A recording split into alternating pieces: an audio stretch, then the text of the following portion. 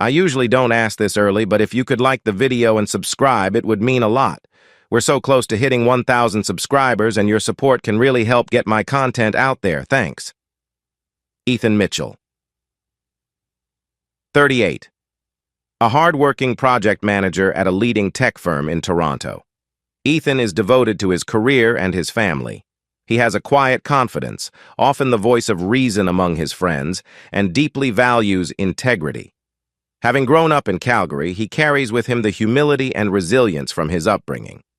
Ethan is the father of 2 children, Liam, 10, and Emma, 6, and has been married to Sarah for 12 years. Sarah Mitchell, 35. Ethan's wife, a freelance graphic designer who specializes in branding and digital marketing. Sarah is artistic, outgoing, and always the center of attention at any social gathering. She loves the excitement of urban life, and her friends would describe her as charismatic, but a bit secretive. Though she shares a warm relationship with her children, her recent focus has shifted more toward personal happiness and connections outside the family. Ryan Cooper. 40. Sarah's lover. He's a smooth-talking businessman from Montreal who frequently travels for work. Ryan is known for his charm and assertiveness, 2 traits that have earned him success in both his career and personal life. Though he enjoys the thrill of the affair with Sarah, his motives are more about excitement and desire than true emotional connection. When I first met Sarah 13 years ago, I thought I had found my soulmate. We were both young, ambitious, and deeply in love. Our paths crossed by pure chance at a tech conference in Vancouver, where Sarah had been invited as a freelance designer. I was just starting my career, still working my way up the corporate ladder in Toronto. We bonded over our passion for creative work and late-night talks about our dreams. Sarah was everything I had ever wanted: bright, artistic, beautiful, and fiercely independent. Our relationship grew quickly. Within a year, we were married, and a few years later, we welcomed our first child, Liam, into the world. Sarah was a devoted mother, or so it seemed. She balanced her work from home, and I worked long hours in the city to provide for our growing family. Life wasn't perfect, but it was good. Or at least it used to be. About a year ago, things began to shift. At first, it was subtle. Sarah had always been independent. But now there were more late-night work projects and weekend trips with friends. We were distant, but I attributed it to the strain of raising 2 kids and maintaining a busy household. I brushed it off, thinking that maybe we just needed to reconnect, to take time for ourselves. I wanted to trust her. But deep down, I knew something was wrong. It started with small things. Sarah becoming overly protective of her phone, which she once left lying around the house freely. The late-night text notifications, which she would quickly dismiss as just work, became more frequent. Then came the weekend trips with her friends from her old Vancouver crew, which somehow always seemed to align with her urgent work deadlines. And while Sarah was a fantastic storyteller, always weaving narratives that made perfect sense, I couldn't shake the feeling that those stories had holes, inconsistencies that gnawed at my trust in her. I wanted to believe her. For the sake of our children, for the life we had built together, I desperately wanted to think it was all in my head. But as the weeks passed, the cracks grew too large to ignore. It was a cold Friday night in January. Sarah had just come back from another work meeting that seemed to last well into the evening. I was putting Emma to bed when Sarah came home, looking disheveled but oddly at ease. Her excuse was the same. Another meeting with her graphic design clients had run late. I believed her, but something didn't sit right with me that night. The following morning, Sarah had left her phone charging in the kitchen while she went out to grab groceries. Normally, I wouldn't even think of snooping. But that morning, as I poured myself a cup of coffee, a notification popped up on her phone's screen. It wasn't the message itself that caught my attention, but the name attached to it: Ryan. It was a simple text. Had a great time last night. When's the next getaway? My heart pounded in my chest. I tried to tell myself it was nothing. Maybe a harmless message from an old friend, maybe a coworker joking around. But deep down, I knew it wasn't that simple. Sarah had never mentioned anyone named Ryan. I felt a lump form in my throat. I stared at her phone, debating whether or not to open it. In the end, I didn't need to. The message itself was more than enough to send my mind spiraling. From that moment on, I couldn't shake the suspicion that Sarah was hiding something from me. The investigation. For the next few weeks, I tried to act normal. I wanted to confront Sarah right then and there, but something held me back. I needed to be sure. I needed proof. I started noticing more details, things I hadn't paid attention to before. Sarah was becoming more secretive. She would take her phone into the bathroom, something she never used to do. She would be unusually cheerful on days when she claimed to be overwhelmed with work. And then there were the frequent trips. It seemed like every other weekend she was jetting off to Vancouver or Ottawa for work meetings or girls' weekends. In my gut, I knew she wasn't going away for work, but I still didn't have the concrete evidence I needed to confront her.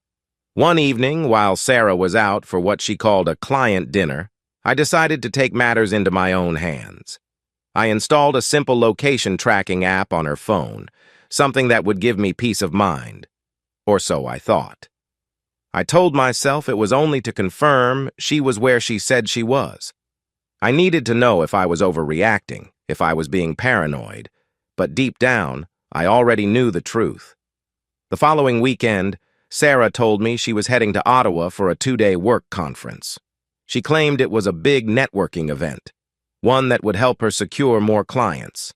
I smiled and wished her well, kissed her on the cheek, and sent her on her way. But this time, I wasn't just trusting her blindly. I had the tracking app on her phone, and I was going to follow her every move. As soon as she left, I opened the app. For the first few hours, everything seemed normal. She was driving along the 401 toward Ottawa, just as she said she would. But then, about 3 hours into the drive, something happened that made my stomach drop. Sarah's car took an unexpected detour. Instead of heading straight to Ottawa, she veered off toward a small town about an hour outside the city. My hands shook as I watched the app's map update, showing her location at a luxury boutique hotel called Hotel Saint Laurent. That wasn't a business trip. That wasn't a conference. That was something else entirely. I didn't want to believe it, but I knew there was no other explanation.